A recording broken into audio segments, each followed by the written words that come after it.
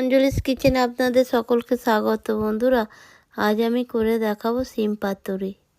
এই শিম পাতুরিটা কিভাবে বানাই আপনারা দেখতে থাকুন। প্রথমে কিছু শিম নিয়ে নিয়েছি, শিমটাকে ধুয়ে বেছে রেখে দিয়েছি। এইবারে বন্ধুরা, এইটাকে আমি উনানে কড়াই বসিয়ে তাতে পরিমাণ মতো সরিষার তেল দিয়ে শিমটাকে আধ ভাজা করে নেব। কেননা পুরো ভাজবো না, আধ ভাজা করে নেব। কেননা কাঁচা শিমটা পাতুরির মধ্যে দিলে একটা গন্ধ থেকে যায়, সেই জন্য আমি শিমটাকে একটু ভাজা ভাজা করে নিচ্ছি বন্ধুরা। তার মধ্যে একটু লবণ আর হলুদ দিয়েছিলাম। দেখুন বন্ধুরা, মোটামুটি আধ ভাজা আমার শিমটা হয়ে এসেছে। এইবার শিমটা একটা বোলের মধ্যে তুলে নিলাম। এবারে এর মধ্যে কালো সর্ষে, সাদা সর্ষে, পোস্ত, কাঁচা লঙ্কা, লবণ দিয়ে বাটা সর্ষে বাটাটা আমি শিমের মধ্যে মাখিয়ে নিলাম।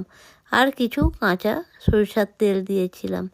এবারে কড়াইয়ের মধ্যে কিছু কলা পাতা দিয়ে তার মধ্যে সর্ষে দিয়ে ম্যারিনেট করা শিমটা আমি দিয়ে দিচ্ছি কলা পাতার উপর বিছিয়ে।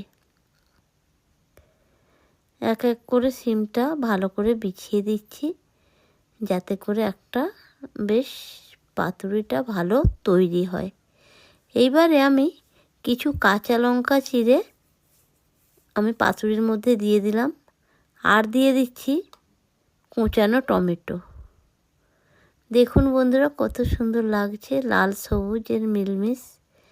তারপর এর উপরে আমি দিয়ে দিচ্ছি কুচানো ধনিয়া পাতা। কুচানো ধনিয়া পাতাটা ভালো করে ছড়িয়ে দিলাম। আরও পাতুরিটা সবুজে সবুজ হয়ে গেল।